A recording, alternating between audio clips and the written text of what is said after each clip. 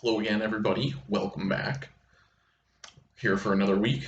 Um, I hope that all of you were not as distracted by politics as I was this past week. I always get transfixed by those maps. They zoom in and they look at the county here. Oh, well, this has a lot of Democrats, a lot of Republicans.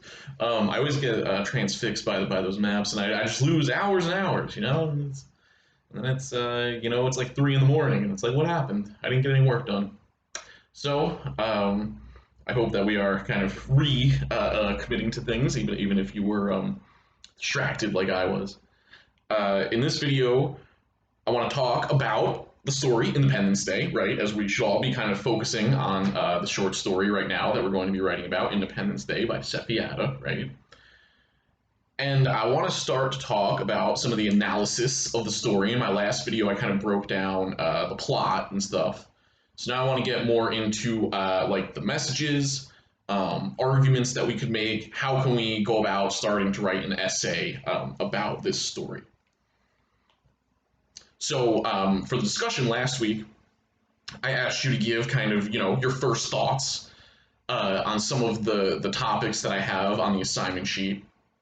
And something I should say is that I want to kind of connect this back to the examples of literary analysis that we looked at. The Pokemon essay that we read, the little literary analysis that we did ourselves on that SpongeBob episode. So with the topics that I'm giving you, right, I gave you 4 topics. I gave you gender, protesting, globalization, and immigration was the other one. And I am going to make videos where I talk about all of those. But I think it's important to note here that those are like topics, those aren't a thesis or an argument. To say that your topic is gender, okay, that's fine, but you now need to have a specific argument or like a thesis, right? So if we think about that Pokemon essay, I would say the topic was like animal rights, but the thesis was that Pokemon kind of endorses a bad message about animal rights, that Pokemon kind of supports like animal cruelty or something like that, right? That was the thesis. That was the argument. The argument isn't animal rights. The argument is that specific claim about the message that the piece of art is sending on the topic, right? So if you're looking at that assignment sheet, and you might say, okay, well, I'm going to do the topic of gender, right? You then need to, I have those questions there, right? The questions that I put next to the topic are are there to help you get to a thesis, right? To maybe help you like get some ideas going and move towards making an argument. But you can't just kind of answer each of those questions, like it's like a long answer or short answer kind of thing. You do need to have your own thesis for the essay. You have to have your own argument. Here's what the here's what the essay, here's what the story says about gender or globalization or whatever. Okay, so I want to get into gender here, and look at some of the things that stick out to me from the essay. But I just wanted to emphasize that what I have on the assignment sheet are more like topics, and you need to still come up with your own unique thesis. That is going to serve as the main argument you're making in your essay. Okay, let's move into gender in the story. I think a good place to start is the title of the story, Independence Day, right? Independence Day, why would it be called this? I think the first answer we could have is maybe that it takes place on the 4th of July, right? So they're celebrating Independence Day in America. That's why they go to the barbecue at the park. But I think we could also look at this in more of maybe like a metaphorical way. I think it's also kind of an Independence Day for Eve, right? Because it's the day the story is, the whole day of the story takes place on, and the story only takes place on a single day with like flashbacks and stuff. But that day is when Eve is going to finally tell the Dragos that she's going to leave and try to become a nurse on her own and, strike out on her own for her own independence, right? Not be a nanny living in their basement anymore. We could also think about Independence Day. It's also a kind of Independence Day for Mrs. Durago, although I don't know if it's a positive or a negative day for like her independence, right? Because her being independent, she wants to have this job as a doctor. Then she would kind of have her own financial setup. And who knows, with the way that their marriage is, maybe she wants to become independent from Mr. Drago. Who knows? They seem to be having problems. That doesn't mean that, they need to get a divorce or they want to get a divorce or that Mrs. Drago wants a divorce or anything. But I don't think it's out of the question that she might want to separate from him at some point. So we can look at it with Mrs. Drago and her attempts to get independence. Also, Nigeria, right, falls into the independence thing with the kind of protest movement going on back in Eve's hometown with Madam Queen and the people from the town and stuff. So there's a lot of ways we can see independence. I think in terms of gender, though, maybe Mrs. Dorego is where it shows up the most. Because I think for her, one of the really big obstacles she has to overcome is gender, right? In a way, for Eve, it works maybe a little bit differently. But let's think about Mrs. Dorego first. So obviously we get these quotes, I think I mentioned last time, I think it's on page 10, where it says, Dr. Drago won't clear the table, load the dishwasher, cook or bathe his children. So like we have there's that kind of angle with gender, right? Where Mr. Drago kind of subscribes to these traditional gender roles, right? Where he believes that Mrs. Drago should just cook and clean, take care of the kids, stay in the house, and he's going to go out and be a doctor and make all the money and all that kind of stuff. And not only is he going to be the one who makes the money and things, but he's also not even going to help. And he's not going to load the dishwasher, which it seems like is kind of the bare minimum, in terms of cleaning. I don't have a dishwasher, and I have to clean all my dishes by hand. And I would very much, view it as probably the least you could do to just put the dishes in the dishwasher or something like that. So it's not only that he thinks that he's the one who should, have the job and make the money, but he also doesn't even think he should have to really help out at home, which, is not great for a relationship, right? So, yeah, and she needs his support, right, if she's going to become a doctor. Or, without that, that's why they have to hire Eve. There's that quote from Mrs. Dorego, I think I looked at it in the last video, where she says, I supported him when he was trying to become a doctor, now he needs to support me, right? I'm Dr. Dorego too, she says. And I think that's kind of an interesting quote to think about with Mrs. Dorego and her pursuit of independence and how it connects to gender. I'm Dr. Dorego too, she says. I think that's important because she's replacing the Mrs. with Doctor, and I'm Dr. Dorego too. Like, I should have some kind of equality in terms of my ambitions or professional goals or whatever, right? So I think we can see how gender is kind of probably the biggest obstacle that she has to face, right? Immigration kind of too, it talks about how she needs her working papers and stuff. But I think that goes back to something that said at the bottom of page 6 on the top of page 7, where Mrs. Dorego says, when I came to America, I made the mistake of applying on my husband's visa 7 years and I'm yet to see a green card. So part of the reason that she doesn't have her working papers the way that her husband does is because he is kind of the like top billing on the green card, right? Like, she's on his green card. So he has his own and she's merely attached to his, which I think also raises the question of if she were to become separated him, if she were to divorce him, say, what would her immigration status be? I'm not sure. I don't know. Again, that's something we could research if we're interested in that. So I think for Mrs. Dorego, the perception that she's a woman, so she should be happy to just stay with the kids the whole time, and sacrifice whatever career stuff she might want to do, and let him, be the one with the career. So I think we can see how the kind of like gender stereotypes are something that Mrs. Dorego has to work against. Okay, let's move on to another way. Another way that I see gender showing up has to do with silence. I'm thinking most specifically here of page 7, if you look at the story, where we get a flashback to Eve's parents talking to her, or her mother specifically talking to her back in Nigeria. You two talk, Eve, Mama used to warn me, it says on page 7. And then Eve's mother goes on to tell her how if you ever want to get married, you need to stop being such a loudmouth, you need to stop talking so much, you're gonna like scare away a man or something if you're too outspoken, basically, right? And then later on in the same paragraph on page 7, Eve goes on to say, I was never mouthy, I just wasn't fluent in silence like most women I knew. I think fluent in silence is a very interesting phrase, right? Because what does it mean to be fluent in a language is to know it completely, right? And be like a native kind of speaker of it. Or, well, you're not actually a native speaker, but you're now fluent, right? So you sound like you're a native speaker. But it's to know the language intimately, to have a complete knowledge and like possession of the language, right? And she says fluent in silence. So it's like, I don't know, being really good at not talking, being excellent at holding your tongue and suppressing your own voice and your own opinion, I guess is what it would mean to be fluent in silence.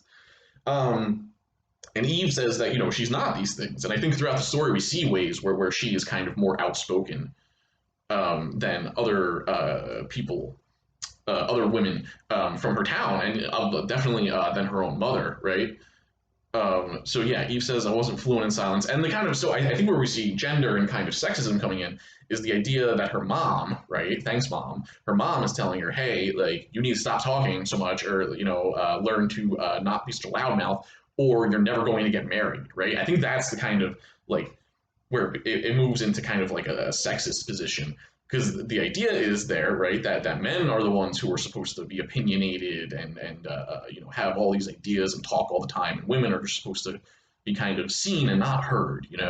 So I think we can see Eve kind of pushing back against that in this flashback with her mother, as far as that goes. And interestingly, there's also another scene thinking about this idea of silence, where it mentions, I think it's right when they get back from the picnic, it mentions that Mrs. Dorego is giving Mr. Dorego silent treatment, right? She is not talking to him, she's withholding conversation, she's ignoring him, right? So I think this is an interesting way too, where if with Eve we see kind of people telling her that she needs to be silent, Mrs. Dorego is kind of flipping that on its head and almost using her silence as like a weapon or something, right? Where she's mad at him, obviously, so she's punishing him with the silent treatment. So another interesting way that silence comes in. I think this idea of being outspoken also shows up in the character of Madam Queen, right, who is extremely outspoken, obviously, and on political issues. Let me see. I'm just looking for this page. I think it's something like page 13 and 14. The bottom of 13 onto 14. So we are going to look at this speech that Queen gives on page 13, this long kind of speech against the oil companies, saying how they're ruining the environment and all this kind of stuff.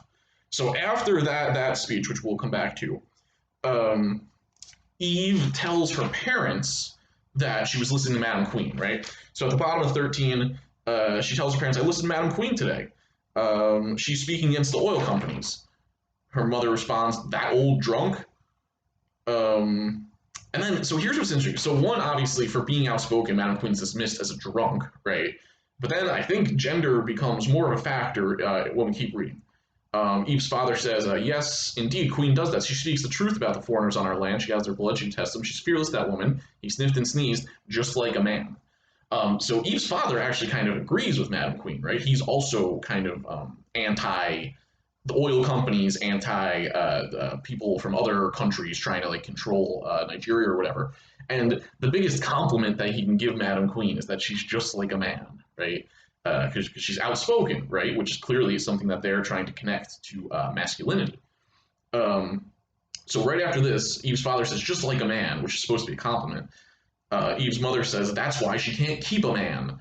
Please, Eve, don't listen to Madam Queen again. That's why she can't keep a man. So again, it's this idea, the same thing that she says to Eve earlier, that if a woman is outspoken, there's something like not feminine about that, right? Like a woman who makes herself heard and is very opinionated or whatever will somehow like not be attractive to a man, right? That's why she can't keep a man. If Eve wants to get married, she needs to not be so outspoken.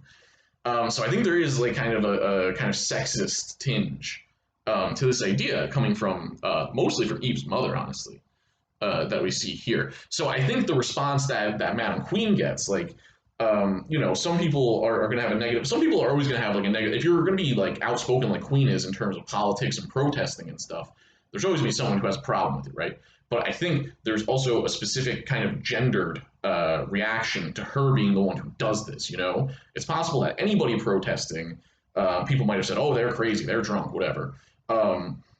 But that's why she can't keep a man. Like to me, like that changes it, right? It becomes more of a thing that like, oh well, it's because she's a woman. That's why this is such a problem. That's why we need to kind of single her out or something, you know. So yes, around the issue of silence, having your voice heard, being involved in politics and stuff, I think we see kind of sexism show up there. So the question is though, if you know we agree that the story shows us then some instances of sexism, right, of the characters getting treated, you know, discriminated against or treated unfairly or whatever, the question becomes, why does the story show us this? What is the point we're supposed to take away from being exposed, from seeing like these scenes of sexism, right? I think it's too easy to say like, oh, well then you know the story supports that, like that the story is sending a shitty message or something because it shows instances of sexism. But I think also if you're going to criticize something like sexism or like racism or whatever, if you're going to have a story that criticizes these things, you're going to have to show these things happening in the story, right? So that doesn't necessarily mean, I don't think, that the story sympathizes with the sexism that it might be showing.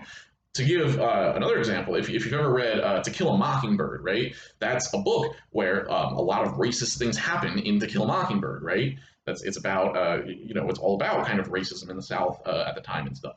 So, but I would say that even though a lot of racist things happen in the book, I don't think it's a racist book. I think the point of seeing those instances of racism in To Kill a Mockingbird is to kind of be like, hey, this is bad, you know, like this is kind of fucked up, you know? So that is where we get into the message of the territory of like message and argument. Why are they showing this to us? What's the point that we're supposed to take away from seeing this stuff, from reading this story? What's it? What message is it supposed to be giving to the reader, right? So I think so. All these instances of sexism that we see, why? What's the point? And then I think if you can answer that question, you get closer to like a thesis or something like that, right? Oh, one other thing I wanted to know was how when Eve breaks up with her boyfriend Val back in Nigeria, right, where it seems he cheated on her. People in the town kind of blame Eve, right? She describes how people would just come up to her on the street and be like, "Oh, you have to go get him back. How could you, you know, let this man go? Look, he went to college. He's intelligent. You need to go cook him a nice meal, or you need to go fight this other woman and, you know, win your man back or whatever, right?" And it's just very strange because, you know, she is the one who was cheated on. She didn't cheat on her boyfriend, and now, you know, she should try to apologize or whatever. He cheated on her, and then it seems lied about it, and you know, maybe apologized at some point, but wasn't very forthcoming, you know. And everyone in the town still blames Eve for breaking up with him. So I think we would have to view that as somehow gender playing a role there, right? Because you would assume they would blame the person who did the cheating, because that's what makes sense. So I kind of feel like the only reason that they're blaming Eve is because, you know, she's the woman in the situation. Okay, here's another question I'm interested in. So even though we see all these instances of sexism, what's the point we're supposed to take away from this? Is it that sexism is impossible to overcome, and that it's, you know, going to like make it so that women can't achieve anything, and like there's nothing you can do to go against it? Or is it that you know, women can fight back and try to do certain things to overcome it? According to the story, can women overcome sexism? Or like, what do women have to do maybe to try to combat sexism? I think that's another case where if we answer that question, we can get towards something like a thesis. So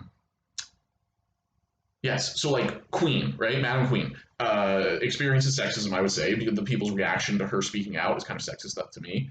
But does that stop her? No, she still organizes a movement where most of the women, even Eve's mother, who before this was saying, if you talk out too much, you won't be able to get married or whatever, she joins Madam Queen's protest movement, as do all the other women from the town. And the protest that they do is significantly only women, right? So it's kind of this image of all the women coming together to do the right thing, which is to protest against the oil company that is ruining the environment and their food sources and their water sources and things, right? So I think it's kind of hopeful about at least looking at it that way. And then we also get like on the last page here, right? We get the news that the protest seems to be successful in some way. The company is going to negotiate with them, right? So that makes it seem like it's going pretty well. And we also kind of have the only time in the story where Eve and Mrs. Dorego sort of come together, um, where they actually hug, right? Mrs. Dorego calls Eve upstairs from the basement and then tells her the news about what the women in Nigeria have done and that the oil company has to negotiate. And then they hug each other, and it says at the bottom of 17 here, and then I pull back and affirm the union of women. Affirm the union of women, the union of women. So it's about kind of at the end of the story, even if throughout it we see women kind of facing sexism, it would seem that by the end of it, they're kind of coming together, you know, and banding together to try to overcome these problems. But it's not, I don't think it's that simple of a message either. I don't think the ultimate message is like, yeah, sexism, you know, it's tough, it's bad, whatever, but they can overcome it. Just try hard or something, right? I don't know if the message is that simple, because even though the story ends with the protest led by Madam Queen kind of being successful, and with Mrs. Dorego and Eve hugging each other, what's going to happen next? Like, that's where the story ends. But if we think about, well, what's going to continue happening? Well, we know, for instance, that the union between Eve and Mrs. Dorego is not going to last, because directly after this, Eve is going to tell her, well, I'm leaving the family to go try to be a nurse, you know? So we know that the next conversation is going to be probably them fighting in some way, them being upset with each other, you know? So it doesn't seem like that kind of coming together is going to last for them. And then if we think about Madam Queen and the protests going on back in Nigeria, it says that the oil company is going to negotiate, right? But what does that mean? You know, like how is this negotiation going to go when it's a you know a giant multinational oil company negotiating with a group of women from you know a local town? Um, I don't know. Am I being pessimistic if I say that they're probably not going to get what they want out of this negotiation? I don't know, but it doesn't seem like if the company's like, okay, we'll negotiate. What are they going to do? They're just, all right, we'll leave. You know, we'll stop doing the oil and ruining the environment. I don't know. I don't know. Maybe they'll get some kind of concession. Maybe they'll promise to like clean up better or something like that. Uh, but yeah, I don't know how successful that negotiation is going to be. So I think the message about gender is kind of complicated, right? Because it shows us these scenes of sexism.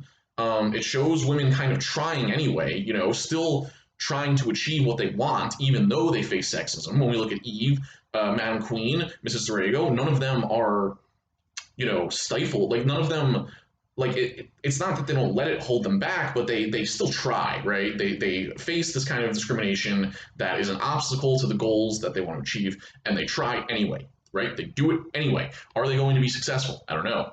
The story ends on a very hopeful note, though. The story ends at probably the most hopeful moment that you could have picked. So I think that seems important, right? It could have ended on a sad note. It could have been like, oh, even Mrs. Dorego, they hate each other. Mrs. Dorego actually punched her in the face. And the oil company, yeah, they negotiated, but then they just lied. It could have done that, right? And then it would be much more pessimistic and kind of ending on a down note. But it ends at this high note where all the women in the story have kind of come together and it seems like are in a good position to try to get what they want. So I don't know. So the message is kind of complicated, right? We have to try to like if we're going to talk about what the message is, we have to try to account for all this and say like, okay, it shows that sexism's real, but you can still try to fight back against it, but you might not be successful. I don't know exactly. That's kind of on you how we would put that together to be some kind of thesis. All right, but I've gone too long, and those are some of my thoughts on gender in the story. See you later.